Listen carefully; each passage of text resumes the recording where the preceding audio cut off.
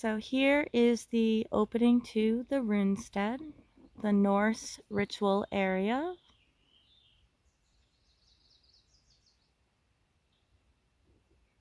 And we're going to take a tour.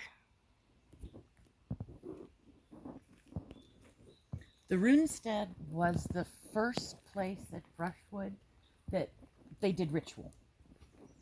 So as a ritual space, it's got a lot of antiquity.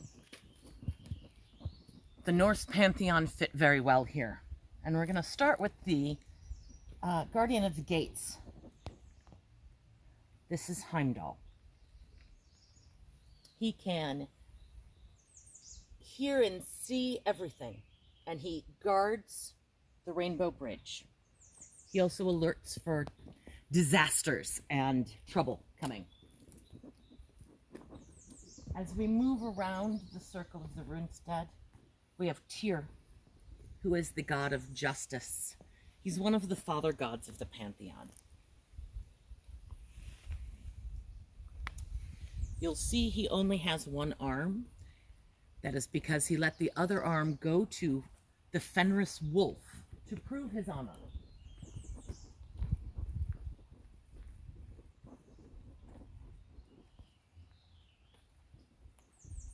The next space we move into is a mound in the shape of a boat. This mound is dedicated to Freya, and we can leave offerings for our ancestors here within this mound.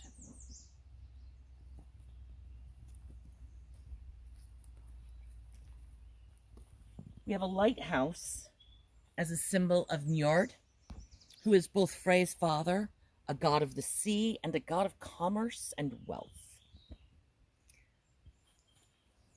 Freya also, as well as being a death god, is known for his prowess with the ladies and money.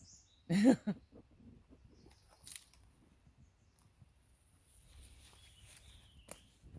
come next upon the high seat, where many years of Seithkonas or Seeresses have sat as they come up from the bottom of the well and emerge into this area to speak to the community from the pathway to hell.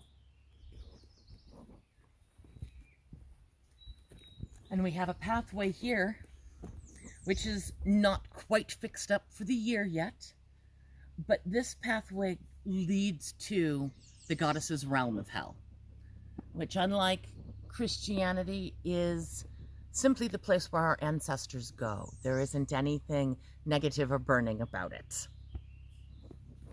Behind us, we have Yggdrasil.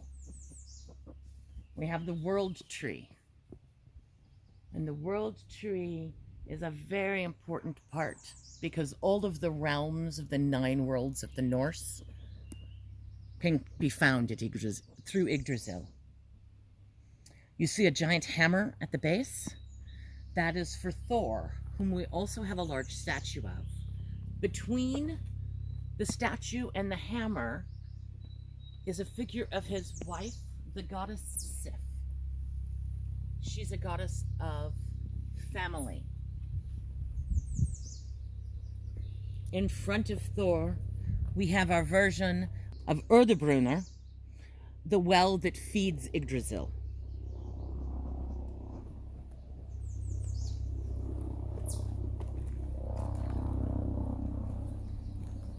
Here we're at a boundary of our Runestead, and here is where we'll be placing a new dedication for offerings to go to Loki, who is a crosser of boundaries as well as a keeper of them.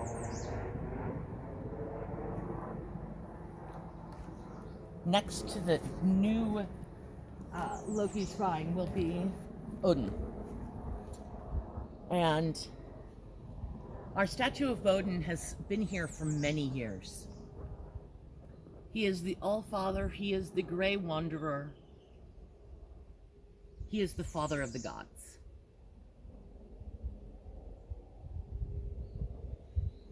Get that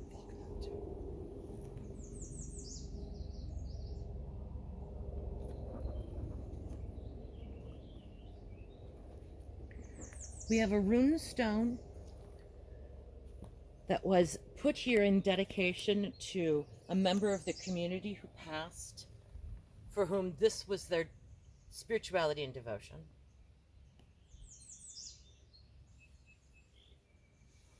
And this sits next to our ancestors, and a place where you can come that is specifically about your ancestors, about the ancestors of the land, the ancestors of place, for when our familiars and beloveds die. This is also a place we can come and leave offerings for them.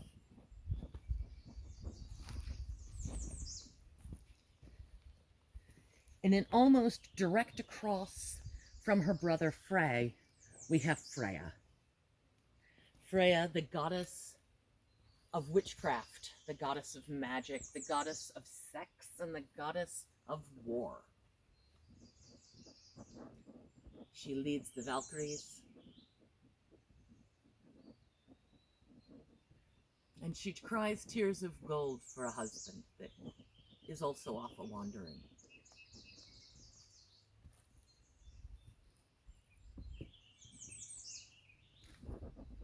Our snowshoes are in dedication to the goddess of winter, Skavi. And winter hits this place pretty hard, so we're always grateful that her snowshoes are here and watching over us. We're going to end our little tour with the area to leave offerings for Frigga, who is Odin's beloved, the goddess of childbirth, the goddess of the keys, the mistress of heaven. And there's always lots of us around if you have other questions. I hope you enjoyed this short tour of the Runestead.